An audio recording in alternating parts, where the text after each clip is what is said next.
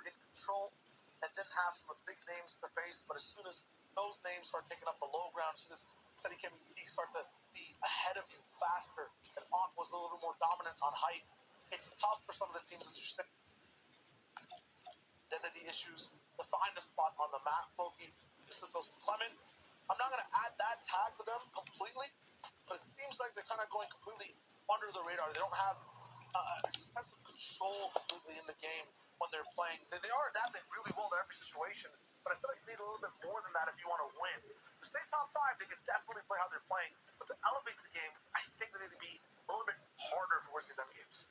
Yeah, but we've seen it in particular when it comes to French Fortnite trios, and when they do end up putting it all together, it's terrifying. Like, it's almost a different breed that sometimes they play. They do have a little bit of a practice situation for the core group who ends up playing together. And when they are able to just put together a full 6 or 12 game performance, it really adds up to something that's impressive. But right now, it's Steady, Cammy, and Tiku the ones who are setting the pace, so it doesn't matter how fast you're playing. You have to play at their level. As you see Storm Surge need the warning is to tick on the right-hand side. They're 646 above, so no pressure on them. As Nako is going to get the knock on Stompy. We already saw Nets go down, so it should just be pink over there. You can see Aware, Carmen trying to spray some shots around, getting the priority position on top of the convergence, knowing refarming is going to be tough, as Andalex, XWeeze, and 4ZR also trying to add a little bit to their total. The question is, who is below? They're just ticking above. We'll end up now having 3 trios who could be impacted. Storm Surge will start in about 75 seconds. Storm's I feel like it's been the trip up 4-4-0. Just a few games. One thing that hasn't really kept them super consistent, you can see too in this game, it's not going to be, the comfortable 200 damage above. The nice message you want to see on the right side of your screen. They're going to still have to fight the upkeep with the rest of the teams around them. And it might just be the zones that are tripping these guys up. We've been in the north side so long right now, it feels like we're not even watching EU. We're in Canada, but it is what it is. These guys will dive into these boxes, try to pick up that damage, get close and personal. This is a way to rack things up. It is riskier, though, because you put your body on the line. It's not like a long-range base. Sometimes you don't have the luxury to do that. If you're rotating late, having to go north, having to go towards the center every single time. Yeah, it makes it a little tough. You can see Benji pick up the knockdown onto Hottie. Yellowcraft's getting the confirmation onto Zendaya, but Skype going down to himself there, so not necessarily going to end up being half that could have been chopped out. You can see Tom will confirm too by himself, but right now, 4CR, XWeeze, and Alex are just starting to survive. They are wall-to-wall with this trio. They don't necessarily have to be taking this fight, but they do want to end up well above the wall. And actually, as I say that, XWeeze actually ends up getting a knock on the Poly. They're going to try and see if they can't pull that down but not out player back and end up taking all their resources, and they're going to be able to do it. Nice bootleg harpoon. Sometimes you just got to use your hands. Get that refresh. 395, so the situation just completely changes. Skype, although, is going down. Nebs does clap back under Bordeaux. DQ still having a thing to say. Carmi, who was actually at a high elevation, so I'm wondering exactly how that fight even broke out, but now 600 damage above Surge. And Alex and Squeeze 4-0 are doing so well. I'm waiting to see exactly how this game really goes for them. Every time they end up inside these top 10 situations, they rack up around 7-6 eliminations and do change how the top 10 looks overall. Hellfire and Flonada also picked up a pair of elimination confirmations there, so should be a nice little round of points. Storm Surge, not as many fragmented trios and full trios going down, so lots of still duos and solos were up on their feet, meaning no placement points given out yet. We still have 28 trios in play trying to compete for that. So a little bit of a different lobby, a little bit of some solo dolos running around. You can see Scram was one to get one of the elimination points. Hellfire ended up picking up the other. That's +4 for them. We are dropping down below that 70 number. Not too many reboot bans in play as well. I think there might be one like slightly on that northwest corner that should play out in the next zone. Otherwise, we'll have the normal players in. No, actually, I don't think. Yeah, there is one all the way on, just kind of like that little western border there. But otherwise, not going to be super acceptable as there are tons of players who are there. There is still one in Boney that could potentially get a player, as we see a yellow triangle there. We have flown it up in the top right-hand corner and Scram. Hellfire actually got knocked, but they're going to try and pull him away and get a revive, but they're pulling him way back into the tunnels. What is this space? It's huge. So many weird things going on in the zone. Every time it's central and it keeps pulling in, it just makes things awkward. You can't really move. You don't have a reason to overall. It's like watching a high school dance. Everyone's just kind of littered around in different spaces and no one really knows what to do. Do I walk up and say hello to someone? Do I bust a move? What's going on? I mean, it's exactly like what's going on in the bottom right-hand corner there. You see O'Reilly throwing out the infinite dab. We got some dance moves, a little bit of a fanning going on, the high school dance all over. But right now we can see the zone is pulling kind of just towards the south. There's a little bit of change of verticality in that area, but it's the first time we've really seen the zone anywhere near the convergence, Shio. And the late games in this situation can be a little awkward as the building does get weird at times. If you own the mountains, you basically own the zone. I think we saw one of these zones happen in the semifinals day one. It was Mitro as well, who just took things away by sneaking around everyone and then staying up top. Axe Force also going down. It's going to cost them a walk-up, but there's a reboot right here, and it still even looks, I know it's a 2-tick, but it feels like a 1-tick to me. It's barely even any damage, completely nominal. I'm not sure if Coral has a mech at the top, but it should do it soon. There it is, nice. They're going to be fine. But yeah, when it comes to the zone, the more south you are, it feels like the more options you have, the more you can do. You can keep beaming people, and the ground will just always be right under your feet and higher than everyone else. Gives you plenty of line of sight to be able to rain down on the lobby. And again, line of sight in the exact same spot they always are. It's a random box. Just a random box right in the middle of the zone on the low grounds. In the south corner of the zone. Like, it's so weird that they haven't been shot at once. It's not like people don't know where they are. They've done the same thing every single game. But, I mean, they just get plenty of room to do it. And you can see the key on their positioning is, too, it might look completely random, but they're not necessarily in the direct line of fire from the people who are in power positions, right? They create enough of a distance where, like, those teams up there, yeah, they could shoot at them, but they're just going to be able to throw a cone of flare above their head. It's a tough angle to really get the spray onto the wall, which is where you want the damage. And then on top of it, they get great lines of sight on everyone else who needs to rotate into the zone. So it just sets them up to really, I don't want to say they don't have to play the game until kind of the fifth zone in the moving circles, but it's so formulaic beforehand that you just are kind of going through the motions. And that's what happens when you practice this so much. You just leave it down to the high level of execution. I mean, if anybody can execute, it's these two players. I'm just so confused as to how they're not running into any teams to get to this point. Like, a perfect example of interruption so far has been Aqua's team. They were trying to move past the convergence. One team saw them, that changed their whole game plan. They're not going to be on height this time. Snako, Sneakoff, and Egram, this is exactly where they land too. So I hope that they do have control of this entire area. But it's like, how are City Gaming Team allowed to just move around as much as possible? Is it super early? Like, it's the chonkers up the IO cars. So we talk about it. The IO cars, when you're rotating through, they are a little bit faster when you're able to go. They're more efficient when you get through in terms of the gas. But you see those chonkers all over the place, and you might think, oh, wow, those are just tires. Those are great. I guess I can use them to, like, break some ball damage or something. No, if you get chonkers, throw them on whatever car you're rotating on. It makes getting over these mountains, gets over the hills. You lose no damage. You get a ton of extra distance. And again, they subscribe to the theory of you either go super early or go super late, except they never go super late. It's always super early. They're always inside the zone way ahead of time, and they play for the middle of the zone. They don't care if they get half and half out, drop directly on top of the head. They basically head towards the southern middle part of the zone, and then they play from there. So this is the part in time where now they actually have to start making decisions. Otherwise, they do the exact same thing. Otherwise, and it's been working. Perfect. Yeah, the decisions they're making aren't as complicated as everyone else. They're always by themselves. Look at Aqua. 7 different teams around him. Yeah, he pulled zone 2, so some of his options are basically solved for him overall. But Steady Gaming and Teak, they're usually 1,000 damage almost above Surge. They can just primarily focus on position. It's just a free game for them overall. Aqua, though, I mean, just talked about his situation. It's looking kind of weird. The thing is, though, this is fine. These are actually the games this trio does really well in, when they start on low a little bit and then boost up and go for that retake on height. But one thing to note as we do talk about the tournament management, despite how Cami Steady and Teak are playing, their strategy in the way they get eliminations relies on them making it all the way through into the end game, right? They're not going to be picking up eliminations almost ever in the early and mid game unless they're manufacturing the ones that we've seen in Storm Surge that we've talked about a few times, where they kind of post up next to a team who they reliably think might be underneath it, and they take that fight if they have the advantage. Other than that, they don't really pick them up. Whereas these other teams, teams are putting themselves in the zone, as we saw Hellfire picking up yet another elimination. So they do have the opportunity to close the gap that way. Noah Riley getting a knock on the pink. We do have Storm Surge coming through. We have Reese and Tayson trying to find a little bit of room. Jerky also up on the high ground. He's got a rifle directly behind him, excuse me, with Kinzo posted up. We're going to swing back on over. Yeah, they're sitting on 3 eliminations, but Hellfire is down. Flonada, very low HP. They're actually going to be able to pull him back to be forced to use chunk smashes early on. Scram takes a ton of damage. He's going to get harpooned back in, so Flonada maybe potentially able to save him, but down to a solo and a duo, and instead looks like he's going to leave him.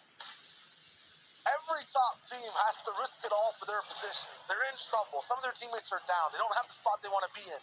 Meanwhile, Steady, Kemi, and Teak, we're talking about gaps over and over again. They're still keeping it wide open by themselves on a perfect lair, uninterrupted. If they do well this game, they can eclipse 300 points, which is a threshold some FNCS winners have never hit before. In game 2 of day 2. I mean, is it? I don't want to say is it too early to call it, but like I mean, if they get a win, I'm like, do we start celebrating now?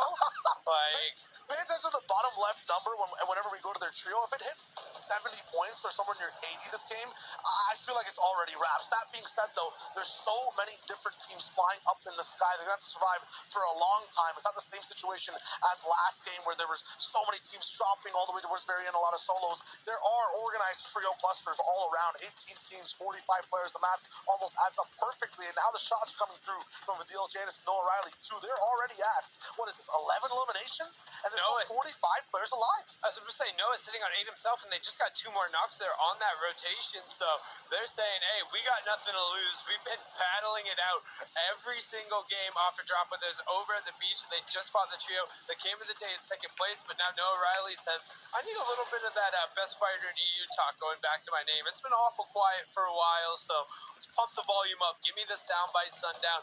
But it doesn't matter. Because we talk about all of this. Look at the low ground. Look at them hip to hip the entire time. Priority position, building out with metal. They're going to low pad to end up just taking a small amount of space to make sure that they don't end up extending there, because there's no other time they're going to end up using it. And they're going to go up above the convergence. This rotation is going to be so hard for everyone who's behind them. That's why they wanted to make sure they're in the front. As Janice picks yet another elimination onto Metal. Storms are still hamming away. Rodeo picks up another one. I believe that's 16 they're pushing on. We can potentially see a 20 elimination game coming out from them. Tripper ends up getting the confirmation onto Rifle. Still 1-4 trio end up being hit by Storm Surge. At least you can see a shot does come through in terms of the charge with the edit, but no confirmation as they continue rotating up towards the convergence. Every team is trying to play catch-up to a moving target that's better, faster, and stronger. At height, it's going all the way up to the skies, maybe even the max no limit if they don't stop soon. You're actually down. Noah Riley traded Swimmer and Zeus now have control. They might be able to get that revive too if they play their cards right. If they do go for that, though, it's only going to be Zeus dropping down the pressure. He goes for a reconnect as well. They have to give Kiriachi a little bit of a letdown. A big chop is going to come through. So Red still has his footing. It's looking good. Aqua is the one that actually take down Kiriachi. Is this a second shot that might come through as well? I'm not sure, but Aqua's definitely in the situation, in a position to maybe play for retake. The launch pads will come, and I'm not sure which trio this is. It is actually Aqua, Star, and Basroki, and they're going for it. Remember, they have to win games over and over to keep up with the people in first place, and they're trying to take things into their own hands. And Cammy has fallen, but they're inside the top 10 again. And Seti and Teak are still up on their feet. It's something they do, and now that we've pulled towards the convergence, and we're going to pull out in a way here. In a second, Strokey ends up getting knocked. That's going to be awful for them to try and win the game, and that's Teak who's going to end up picking that up. Aqua comes down the chop. It's just too far away. They try and get going. It's going to end up Stormray who picks it up. It's all going to end up going towards the low ground. You can see pushing in the top 10, and Teak ends up hitting a launch pad, finds a recycle, and finds a perch from the high ground. He says, I'm the one on the high, raining shots down. He wants the champion. He wants to secure it right now with the victory rail. A brilliant shot from the perch. He ends up picking up Stormy right. That's a full Elam. He gets the mats to go with it. Child, this looks like their game. They haven't done it like this before. This is flashy, confident. Sometimes they're just kind of gifted height overall. This time they take it in the most perfect fashion we've seen, understanding the two teams there fall down. Another pad for Teak. I called around 70, 80 points, and we're almost right there. A top 3 situation. They're at 62 just on the day. That's more than some of the teams made on the first one. And this is just game number 2. Seti and Teak as a duo. We'll break it down the same way we've seen them take apart so many competitions just as a duo sometimes. sometimes the solos, sometimes they're used to being champions. Benji, Fishy, Savage, and Dreda will have a big task all the way on low. It's a convergence. You can't break through half these cubes. You have to play the position. There's a sneaky rat down on the low ground too. Edison is the one going to get uncharged after that. He's going to get completely taken out. Teak is actually getting close and personal. Steady is playing insurance, but it's going to be a 1v3 for Teak down on low. He gets one. Looking for the next. 4 seconds in zone, gets pumped down, and now it's all down to Steady playing that heal game. Steady will get the first med kit off, but then No! Steady will not get the med kit off and will get second place there, but still as a duo, we talked about it, their worst placements have been a 7th and a 1st, an 8th and a 5th. Well, I'm sure they will take a second to continue rocking it up there, but Benji, Fishy, and Dreta and Savage take away match number 8 there with a little bit of shenanigans towards the end, a little bit of missed execution, but I think they'll be fine with second. And life is a comedy sometimes. That game or was a funny one. Or a tragedy. We'll see what emotions Zeke Levin and Reese have on the desk for that game number 2.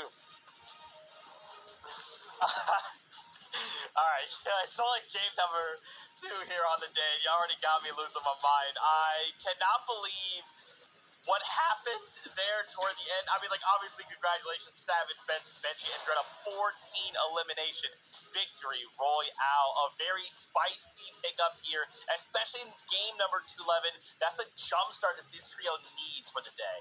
But we knew they were this good, and I think that's the frustration for all of their fans, knowing that when they can get out of Spawn comfortably, they are one of the best teams in the world. And the medkit play, say, big man, look, I love you, say, you're one of the best players out there. You had a phenomenal day. You would have won, dude. Big man, you can't be messing with the medkit at this thing. No, you know what? It's fine. Because second place, I think they had a 36-point game. They're fine. Like, they are fine. They're still continuing on the track. If anything, right, they'll be licking their lips. They'll be smiling still after that, right? They're perfectly fine. But the teams that sort of have now had better games, the likes of Endreta, Savage, Benji, the likes of No Riley's True, who's been pretty pedestrian for all of yesterday, they had 17 eliminations. Like, they actually had the second most points of anybody in that last game, right? So, madness. I really want to see more of that from those two teams in particular. Really great off-spawns leading to them having really good games overall. I just want to see it being more competitive for the teams lower down. We know Kami City are going to run away with it, but the teams lower down, can you fight now to get into that conversation?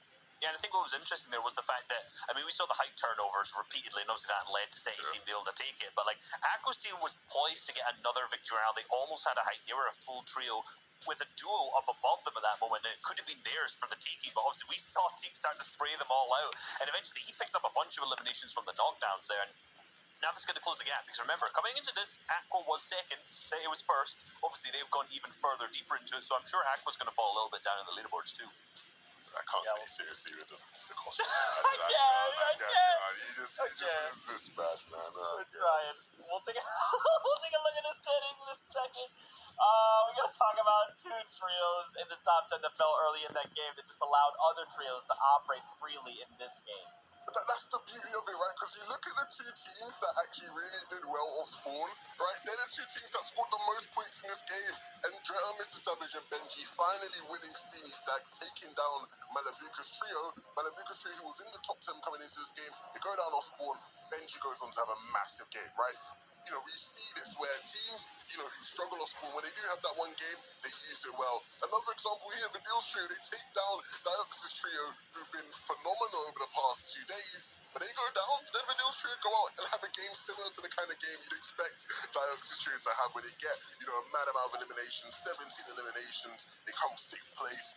If these 2 teams can continue to have these kind of games, they are going to really start to catch up and put themselves in position to have much better games. We see here, even though both those teams didn't have great games, Diox still in the top 5, Mustache still in the top 8, not too shabby. Yeah, and I think, you know what, I just want to harp on it, because I don't get to talk about Vidil's team yet, so I want to talk about them. Like, they were 32nd coming into this. That's almost last to the point, and pick up so many points. Like, I'm sure if we switch over that next page, we'll be able to actually see. I'm sure they don't want me to switch over, but I want to see anyway, to see exactly how much they've actually moved up there at that moment. So I'm sure they've flown up big time. Yeah, really great stuff from them. Actually, to note, 17 elimination actually is the tied record for most eliminations in any region, right, in a game in the final. So, really big game, and